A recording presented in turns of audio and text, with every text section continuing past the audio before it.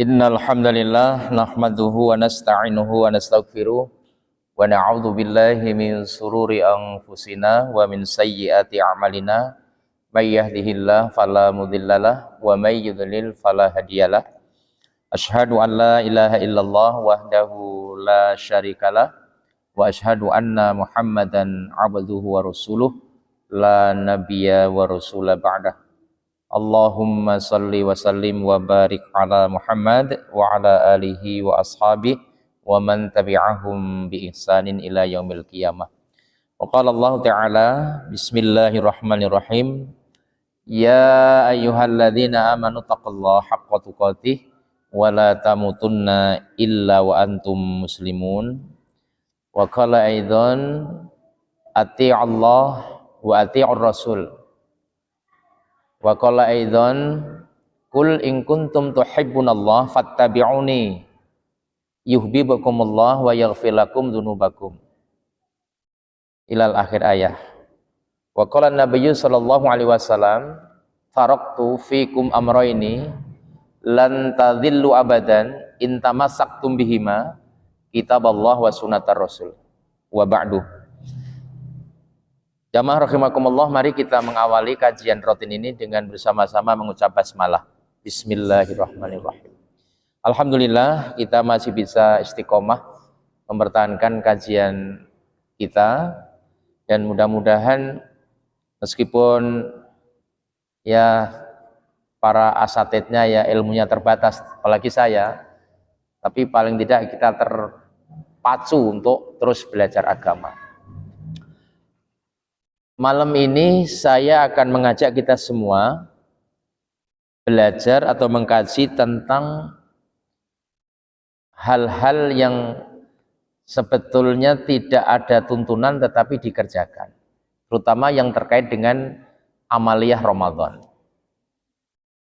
Insya Allah dalam hitungan beberapa hari lagi kita akan memasuki bulan suci Ramadan, dan karena itu penting kita untuk memanfaatkan anugerah Ramadan ini dengan terus saling menebar kebaikan, apakah dalam bentuk kajian-kajian ilmu, dalam bentuk sedekah, infak dan sebagainya, sehingga Ramadan itu betul-betul terasa ada bekasnya, ada rasanya, bukan sekedar kita hidup di Ramadan tetapi tidak ada sesuatu yang bisa kita rasakan. Nah, salah satu spirit Ramadan yang selama ini sudah berjalan adalah tentang penyampaian kuliah 7 menit atau kajian-kajian Islam. Ini terutama kepada para asatid, para juru dakwah, mudah-mudahan nanti menjadi lebih serius lagi di dalam menyampaikan atau seruan dakwah kita ini. Sebagai dalil begini, kita itu diperintahkan oleh Allah supaya taat. Ati Allah wa ati'ur rasul. Taatilah Allah dan taatilah Rasul. Maksudnya Rasulullah Muhammad sallallahu alaihi wasallam. Walaupun kadang-kadang berat kita. Walaupun kadang-kadang kita merasa tersendiri gitu. Tapi seorang muslim yang baik adalah mencoba untuk mentaati Allah dan Rasul. Kemudian ketika dalam ketaatan itu ada sesuatu yang berbeda, fa in tanazza'tum fi syai'in farudduhu ila Allah wa Rasul. Kok di dalam melaksanakan hal-hal perintah tadi kok terjadi ketidaksamaan, biar kita tidak bingung, tidak terlalu jauh menyimpang, fa in tanazza'tum fi syai'in farudduhu ila Allah wa Rasul. Kembalikan kepada Allah dan Rasul. Ini prinsip-prinsip dasar. Nah, maksud kembali kepada Allah dan Rasul itu apa? Yaitu kembali kepada Al-Quran dan Sunnah. Mari kita membiasakan diri untuk akrab dengan Al-Quran dan Sunnah. Nah, hal ini ditegaskan oleh Rasulullah Shallallahu Alaihi Wasallam tentang pentingnya hidup menggunakan Al-Quran dan Sunnah.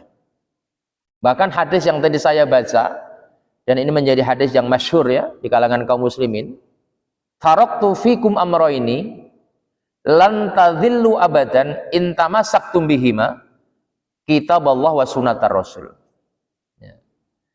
aku tinggalkan, aku pusakai kepada kalian, ya. Aku wariskan kepada kalian dua perkara, sepanjang kalian pegang dua perkara dengan sungguh-sungguh, lan tadhillu abadan, sekali-kali kamu tidak akan pernah tersesat.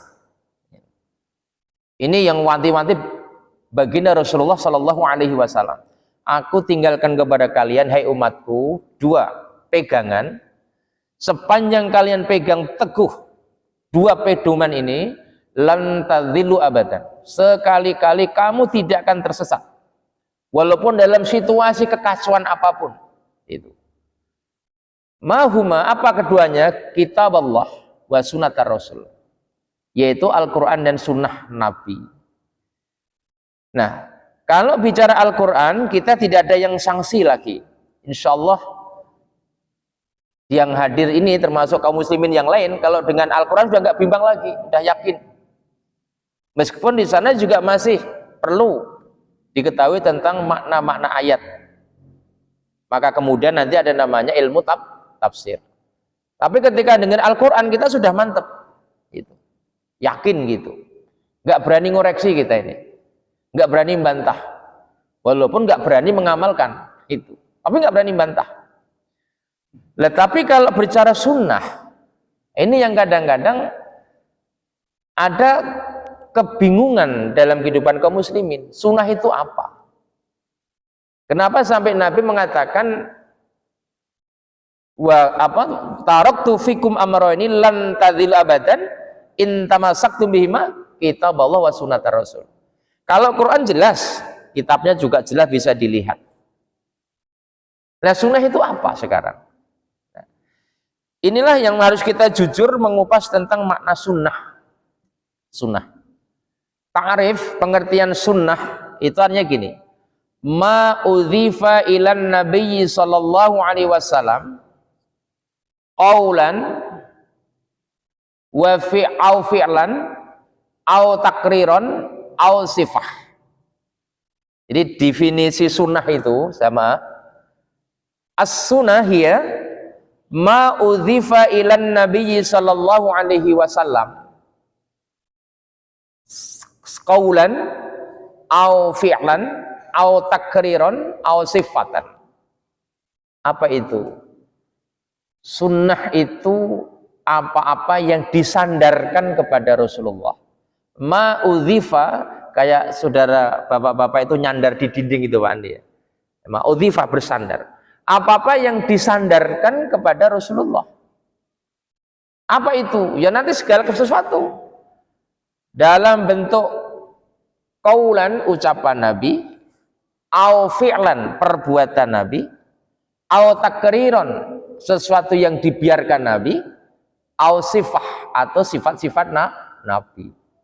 Jadi sunnah itu adalah perkara-perkara yang disandarkan kepada baginda Rasulullah Sallallahu Alaihi Wasallam, baik di dalam hal ucapan, sabda, baik dalam perbuatan, baik dalam hal takrir. Takrir itu artinya Nabi membiarkan. Ketika ada orang melakukan sesuatu, Nabi tidak melarang, tapi Nabi tidak mengerjakan. Contohnya sholat sunat qoblal maghrib. Ya? Selesai azan sholat sunat misalnya, itu takrir. Artinya apa? Kalau mau mengerjakan silahkan, kalau tidak mengapa. Dan Nabi tidak mengerjakan, tetapi Nabi tidak melarang. Itu namanya takrir. Maka ini juga perlu jadi wawasan kita. Jangan kagetan kalau kita datang di satu kampung, satu tempat, ya kita numpang sholat kok habis azan langsung iqomah. Kita nggak usah risau, berarti di majelis itu, di tempat itu memang tidak ada atau disepakati habis azan langsung iqomah. Tapi ada juga masjid, termasuk di masjid kita ini, selesai azan sholat, silahkan. Itu namanya takrir. Jadi tidak perlu diperdebatkan. Nabi tidak mengerjakan, tetapi Nabi tidak melarang. Kemudian sifat, apa yang melekat dalam kehidupan Rasulullah? Sampai-sampai cara Nabi duduk, sampai-sampai cara Nabi makan, Sampai-sampai cara Nabi tidur, yaitu sunnah. Kalau sunnah tidur itu kan misalnya setelah kita berwudu, naik ke tempat tidur, kemudian telapak tangan kanan kan ditaruh di pipi sebelah kanan. Itu sunnah. Itu sifat perbuatan Nabi. Makan, Nabi itu makannya itu tidak memulai dari yang jauh. Jadi kalau ini piring, dia ngambil dari pinggiran-pinggiran dulu yang terdekat. Kalau dalam perjamuan orang banyak, misalnya ada makan nono sono, Nabi tidak pernah istilahnya itu ngambil yang jauh dari depannya. Jadi ngambil yang terdekat. Gimana kalau pas dekat kita cuma sambel? Berarti kita makan sambel saja? Ya enggak, ya terus nasi itu diputerin kan gitu. Iya. Yang dekat daging juga jangan diadap sendiri Pak, digeser habis ngambil itu. Oh, nanti giliran kita dapat sambal nggak berubah-berubah kita. Nah, jadi itu sunnah. Nah, ketika kita bicara tentang sunnah, ya akan bisa kita ketahui dalam bentuk hadis nanti. Hadis. Jadi kalau kita bicara sunnah itu jangan dianggap sama dengan sunat.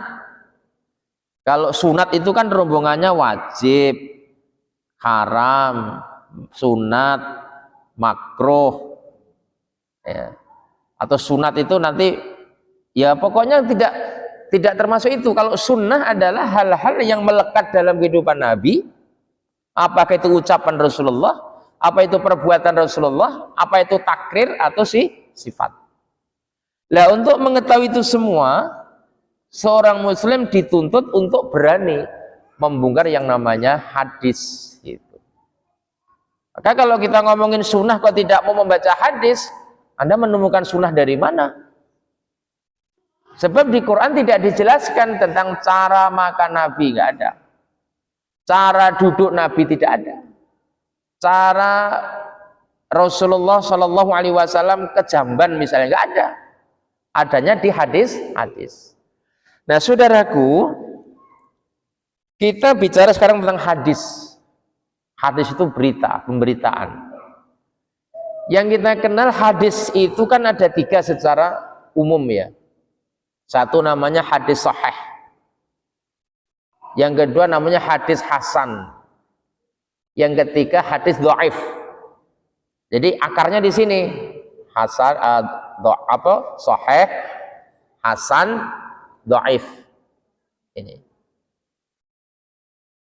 Apakah semua hadis itu kemudian disandarkan kepada Rasulullah? Walaupun redaksinya pakai qolan nabiyu. Ternyata tidak. Maka dalam mustalah hadis, ilmu hadis, hadis itu ada 3 kelasnya. Ada namanya hadis marfu'. Hadis marfu' itu adalah hadis yang sampai kepada Rasulullah Shallallahu Alaihi Wasallam. Misalnya Nabi bersabda, memang betul-betul Nabi bersabda. Hadisnya bunyinya ketika ke pasar Nabi misalnya membawa belanjaan, sampai betul kepada Nabi, namanya marfu'. Ini yang tidak bisa dibantah. Tapi ada hadis yang cuma sampai kepada sahabat, namanya mauquf, cuma sampai kepada sahabat. Tapi cuma sampai kepada tabi'in, generasi ketiga setelah sahabat, namanya hadis maqtu'. Maka nanti hati-hati itu kalau kita melihat kualitas hadis ini sandarannya sampai mana ini? Sampai Nabi betul, atau cuma sampai kepada sahabat, atau sampai kepada tabi'in. Kalau sampai pada Nabi namanya marfu', kalau sampai kepada sahabat mauquf, kalau sampai kepada tabi'in namanya maqtu'. Nah, ini mempengaruhi tentang bobot kualitas hadis. Pengaruh terhadap isi hadis. Karena itu ada yang menjelaskan tentang ma huwa al hadisus sahih. Apa hadis sahih itu? Kita sering dengar hadis sahih, hadisnya sahih. Hadis sahih itu apa? Kualifikasinya apa? Jamaah rahimakumullah, hadis sahih itu ma rawahu adlun tamudzabit muttasilus sanad ghairi muallalin wala syatin. Jadi hadis sahih adalah ma rawahu, hadis yang diriwayatkan oleh perawi, hadis yang disampaikan oleh perawi. Perawi itu periwayat hadis, yang perawi ini adalah adlun, adil. Ta'rif pengertian adil itu orang Islam yang memiliki komitmen terhadap Islam, itu namanya adil, Pak, dalam pengertian ilmu hadis. Jadi syarat hadis sahih itu perawinya ada 4 syaratnya. 1, adlun, adil, dia memiliki komitmen sebagai seorang muslim. Yang kedua, tamudzabit, tamun itu sempurna, dzabit itu ingatan, ingatannya sempurna. Apal hadis, apal matanya, apal. Dzabit namanya, Pak. Dzabit itu cerdas, ingatannya itu mantap, tidak pelupa. Yang ketiga, syarat hadis sahih itu apa? Muttasilus sanad, sanadnya itu bersambung dari A dari B mendengar dari C mendengar, terus nyambung. Jadi muttasilus sanad, sanadnya tidak muqatti, tidak terputus. Nah, syarat yang keempat, ghairi muallalin, tidak cacat. Apakah cacat disebabkan karena perawinya tadi atau cacat dari berita? Ghairi muallalin wala syaddin, syaddin itu dan tidak menyimpang, tidak kontradiktif. Maka 4 syarat ini menjadi syarat perawi yang hadisnya sahih. Jadi jangan dianggap untuk meriwayatkan satu hadis itu apa suka-suka, enggak. Orang itu betul-betul memiliki kualifikasi: 1, adil, 2, ingatannya tajam, bagus, yang ketiga sanadnya bersambung, yang keempat tidak cacat, dan keempat tidak bertentangan, tidak kontradiktif. Itu namanya hadis sahih. Nah, kalau hadis hasan apa? Kalau hadis hasan dari 4 syarat ini hilang 1.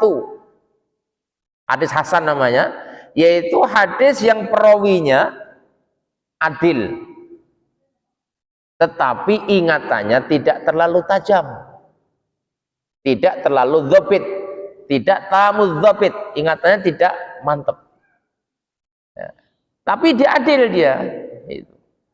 Kan kayak kita ini kan tidak semuanya memiliki memori yang bagus, Pak, ya. Hari ini belajar ingat, besok udah lupa. Ini cuma ini cacatnya. Tapi yang ke-3, 4 itu sama.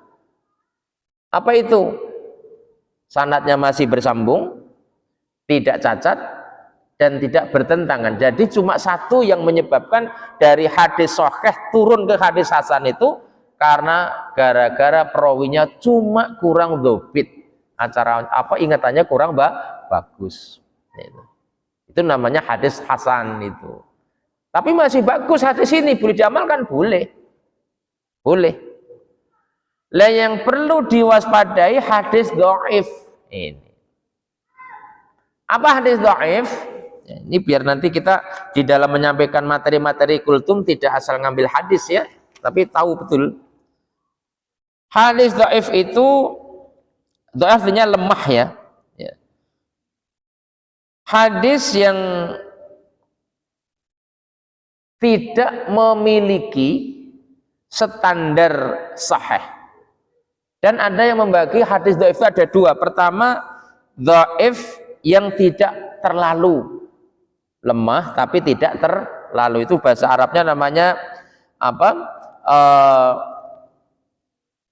Misalnya gini, perawi ini ingatannya jelek gitu, tapi nggak terlalu jelek, nggak kebangetan gitu. Sayyi'ul hifdi, buruk hafalannya itu. Hadis dengan periwayat seperti ini masih bisa ditolerir, kelemahannya. Itu dhaif yang pertama.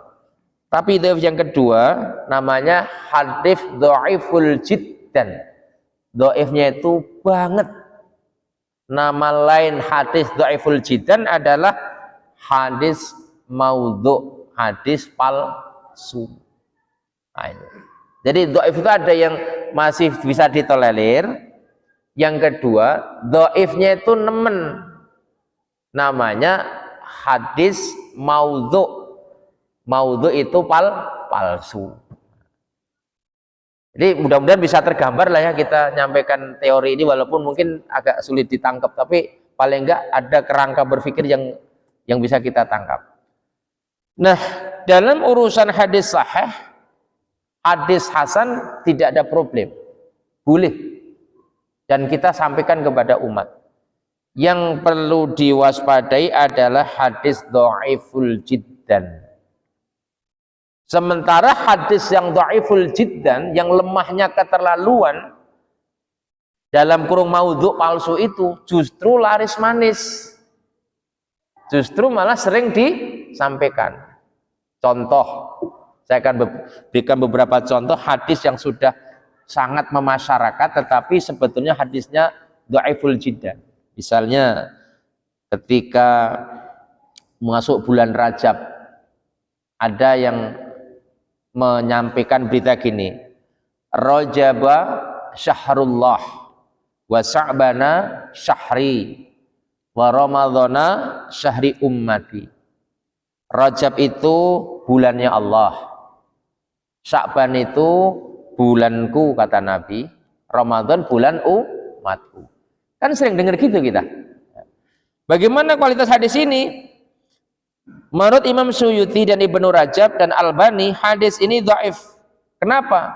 Karena mursal dan majhul.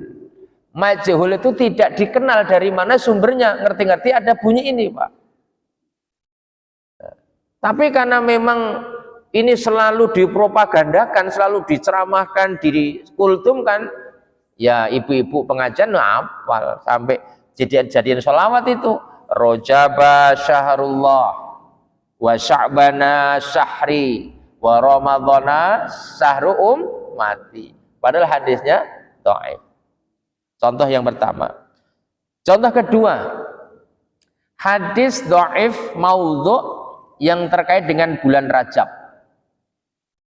Misalnya bagaimana? Man soma yauman min Rajabin kana kasyami sanah. Wa man soma sab'atun ayamin ghulliqat anhu sab'atun abwabi jahannam. Wa min shamin thamaniyata ayam futihat lahu thamaniyata abwabil jannah. Cakep, Pak. Artinya gini, barang siapa man soma yauman, barang siapa puasa satu hari min Rajabin di bulan Rajab, karena seolah-olah kasiyamin sanatin, seperti puasa 1 tahun. Jadi kalau kemarin pas tanggal 1 Rajab ada yang puasa, itu nilainya sama seperti seolah-olah seperti puasa 1 tahun. Wa man shoma sab'ata ayyam, dan barang siapa yang puasa 7 hari di bulan Rajab, ghalliqat anhu sab'atun abwabil jahannam, maka akan ditutup baginya 7 pintu neraka. Siapa yang nggak suka, Pak? Cuma 7 hari puasa, 7 pintu neraka ditutup. Artinya kita nggak akan masuk ke situ. Wa man shoma thamaniyata ayyam, dan barang siapa yang puasa pada atau 8 hari di bulan Rajab, futihat lahu thamaniyata abwabil jannah, maka baginya akan dibukakan 8 pintu surga. Makanya banyak orang-orang jamaah kaum muslim itu yang senang betul di bulan Rajab itu puasa. Ya, karena ini hadisnya, siapa puasa 1 hari bulan Rajab diampuni dosanya selama 1 tahun. Puasa 7 hari di bulan Rajab ditutup baginya 7 pintu neraka. Siapa puasa pada 8 hari di bulan Rajab dibukakan 8 pintu surga. Saudaraku yang dirahmati Allah, hadis ini statusnya dhaif maudhu, hadis lemah palsu. Ya, menurut penjelasan dari Imam Baihaqi dan Tabrani. Kenapa? Karena melalui Al-Abad Al-Ghafuri, Ghafur, di orang ini tidak dikenal. Ini menjadi catatan bagi saudara-saudaraku, bapak-bapak yang mungkin diamanati nanti ngisi kajian-kajian itu hadisnya gini, sementara sebab kalau kita publikasikan kita termasuk penebar kebohongan itu. Bayangkan kalau misalnya hadis ini kita sampaikan di pengajian, kemudian yang mengamalkan 100 orang siap-siap menanggung dosa 100 orang. Kalau saya hati-hati betul itu. Kemudian contoh hadis yang dhaif dan mungkar, ini hadis begini. Kana Nabi sallallahu alaihi wasallam idza dakhala Rajab qala Allahumma barik lana fi Rajabin wa Sya'bana wa balighna fi Ramadan. Ini malah menjadi lagu loh, Pak. Ya. Jadi adalah Rasulullah sallallahu alaihi wasallam idza dakhala Rajab, apabila sudah masuk bulan Rajab, qala, Nabi berdoa. Doa ini sudah mendarah daging. Allahumma barik lana fi Rajabin wa Sya'bana wa balighna fi Ramadan. Ya Allah, berkailah bagi kami bulan Rajab dan bulan Sya'ban, dan sampaikanlah kami pada bulan Ramadan. Redaksinya bagus. Boleh nggak dibaca? Boleh, tapi jangan disandarkan kepada Rasulullah. Karena Nabi tidak pernah mengajarkan dua ini. Jadi kalau ingin mengajak orang, Bapak Ibu, mari kita berdoa, boleh. Tapi kalau mari kita baca doa sebagaimana yang diajarkan Rasulullah, kita sedang membohongi umat. Karena hadis ini statusnya dhaif dan mungkar, walaupun diriwayatkan oleh Imam Ahmad dan Imam Baihaqi, termasuk Imam Tabrani. Kenapa menjadi mungkar? Karena di dalamnya ada orang namanya Zaidah bin Abi Ruqad dan Ziyad An-Numairi. Mereka ini orang-orang yang cacat dalam periwayatan hadis itu. Jadi ternyata memang banyak hal-hal yang sering membuat kita tertarik, tapi statusnya menjadi tidak jelas. Itu tentang berkaitan dengan bulan Ramadan. Sekarang yang berkaitan dengan amalan Ramadan. Ini biasanya nanti juga di kultum-kultum akan disampaikan. Bahkan saya pernah dengar ini diangkat di khutbah Jumat di Masjid Agung. Misalnya gini, barang siapa melaksanakan puasa Ramadan tetapi dia belum minta maaf kepada kedua orang tuanya, maka puasanya sia-sia. Jadi Nabi itu diriwayatkan berdoa, Jibril itu berdoa, ya Muhammad, aminkan ingin berdoa. Kata Nabi, amin. Nabi itu naik mimbar setiap satu tangga itu ngomong amin. Nah, ketika 3 tangga selesai, ada sahabat yang mengklarifikasi, menanya, tadi kami perhatikan engkau setiap naik 1 tangga kok membaca amin ya Rasulullah. Iya, karena ketika itu, saat itu Jibril sedang berdoa dan saya suruh mengaminkan. Nah, apa isi doanya? Ya Allah, janganlah engkau terima puasanya orang yang puasa yang belum minta maaf kepada orang tuanya. Kata Nabi, amin. Jibril doa lagi, ya Allah, jangan engkau terima puasanya suami istri yang belum saling bermaafan. Nabi jawab, amin. Yang ketiga, ya Allah, jangan engkau terima puasanya orang yang tidak bermaafan dengan seorang sekitar. Amin. Ini didengung-dengungkan. Hadis ini nggak ada, tidak diketemukan, Pak. Nggak ada. Yang ada hadis yang menjelaskan 3 doa Jibril yang diaminkan Rasulullah, tapi matanya bukan ini gitu. Betul, ada satu riwayat sahih ketika Rasulullah Shallallahu Alaihi Wasallam naik tangga mimbar, tiba-tiba Nabi berhenti. Nabi bicara amin. Naik tangga kedua Nabi lagi ngomong amin. Tangga ketiga amin. Saya akan bacakan matan hadis secara utuh. Ya. Annan Nabiyya Shallallahu Alaihi Wasallam raqal mimbar. Raqal itu kan naik mimbar. Falamma raqad darajatul ula qala amin. tatkala Nabi naik tangga pertama, ya, tiba-tiba Nabi membaca amin. Tsumma raqal tsaniyata faqala amin. Kemudian naik tangga kedua Nabi lagi-lagi membaca amin. Tsumma raqal tsalitsah faqala amin. Naik tangga ketiga baca lagi amin. Faqalu. Kemudian ada para sahabat bertanya, "Ya Rasulullah, ya Nabi, ya Rasul, sami'naka taqulu amin thalatha marrat." Kami tadi mendengar engkau membaca amin 3 kali. Qala, maka Nabi menjawab, ya. Lamma rukitu darajatul ula ja'ani Jibrilu sallallahu alaihi wasallam.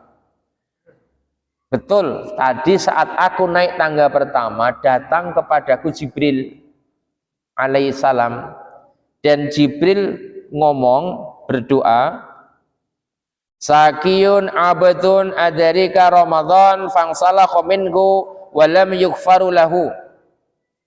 Ini doanya Jibril.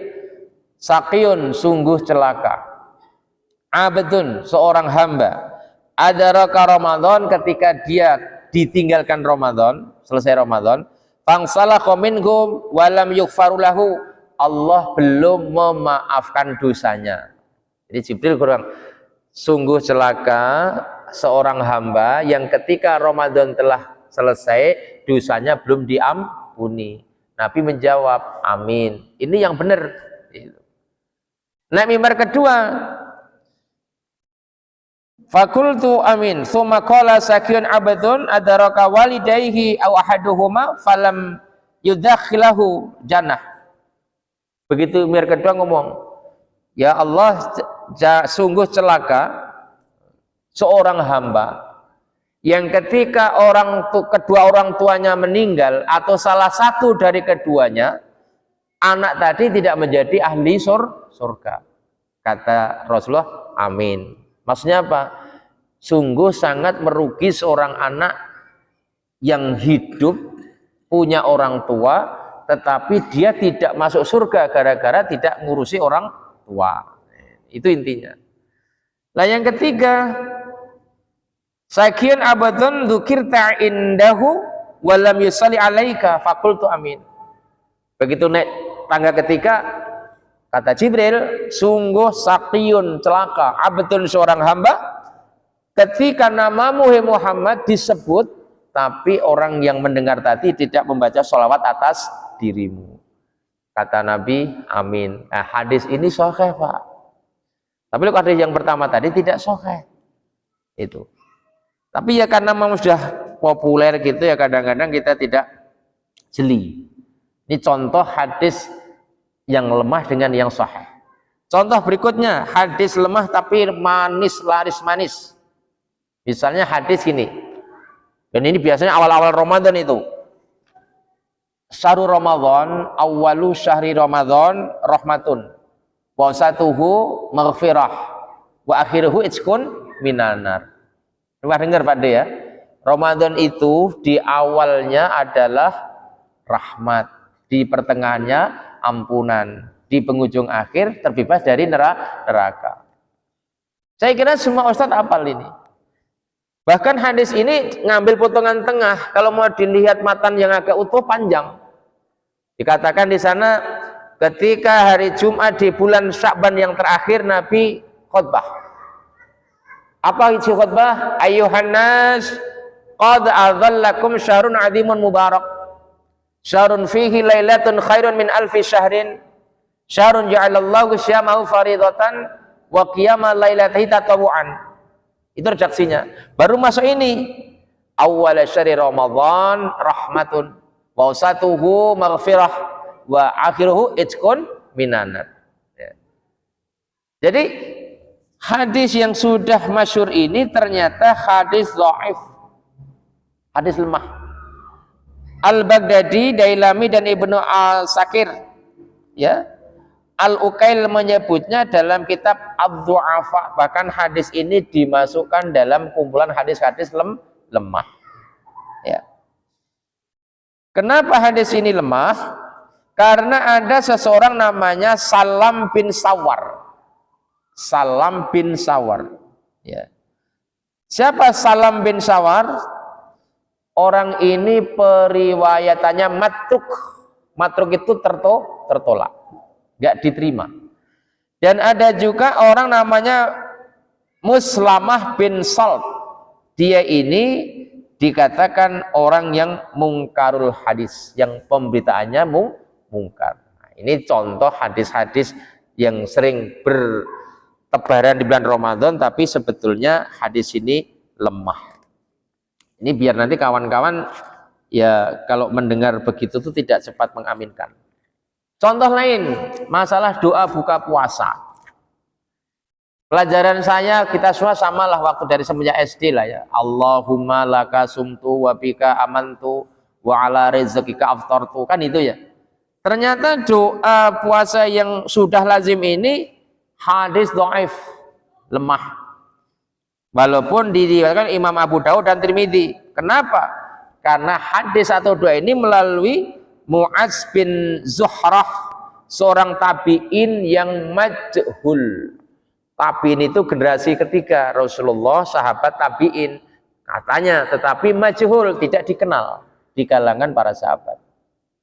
Dan terus kalau Allahumma laka sumtu wa bika amantu itu doa puasa yang lemah, ada nggak doa buka puasa yang sahih? Ada.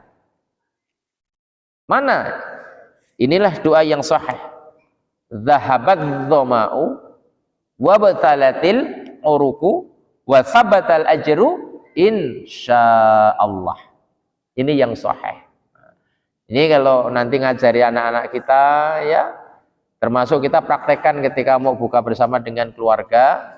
Karena anak-anak kita udah kadung hafalnya yang Allahumma lakasum itu ya.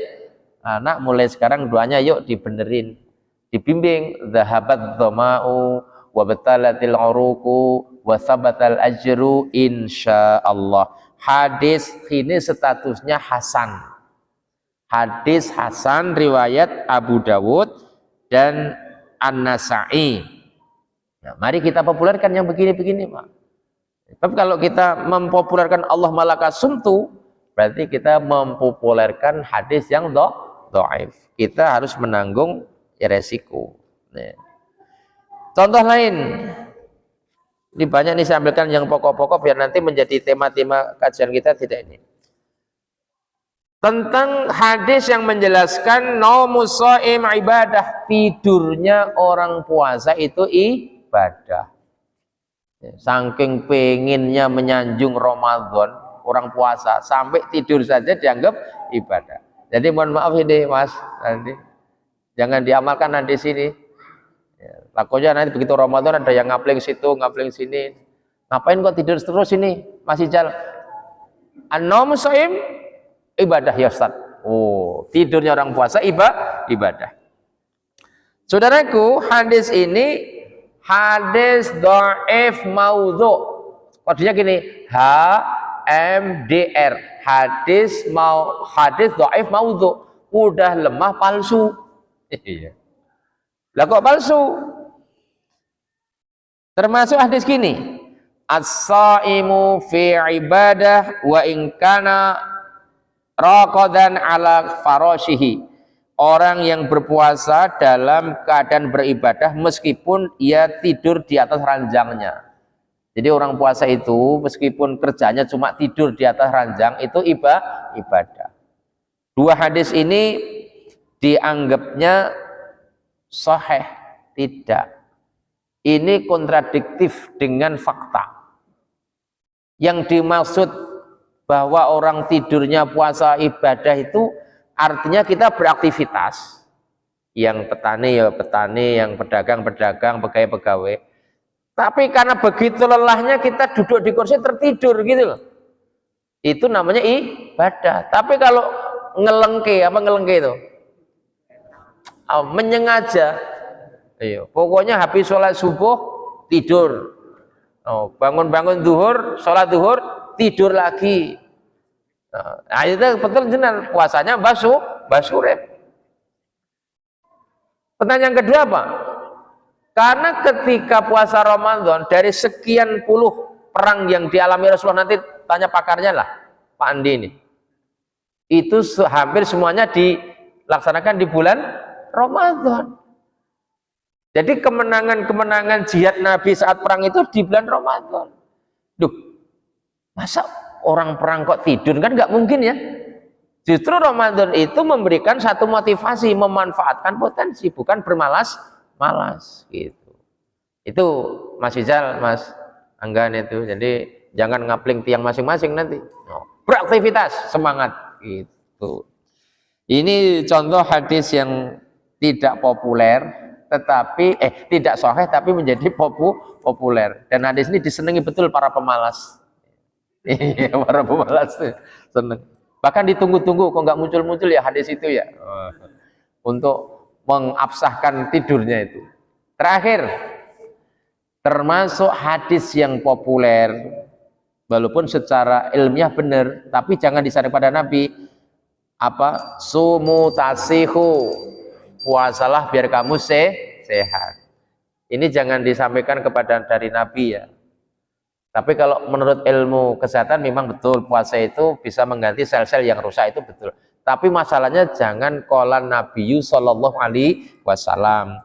Karena hadis ini sekali lagi statusnya adalah maudhu'. Maudhu' itu palsu. Masih banyak saudaraku tentang hadis-hadis yang ternyata dhaif, maudhu' ya. Dan mudah-mudahan dengan kajian ini tidak menambah kerunyaman ya, tapi menambah pemahaman. Jadi resiko ngaji itu yang remang menjadi jelas, yang kabur menjadi terang. Jadi jangan kemudian gini, wah itu hadis-hadis itu bahaya itu disampaikan itu menjadi masalah. Bagaimana sih? Tujuan beragama ini menjadi clear, jelas. Qurannya jelas, hadisnya jelas. Itu maksudnya Pak. Makanya jawabnya dengan tholabul ilmi, mengkaji. Semoga bermanfaat. Dan mudah-mudahan Ramadan ke depan lebih berkah, lebih bersemangat, dan lewat masjid ini akan kita suarakan kebaikan-kebaikan berdasarkan Quran dan Sunnah.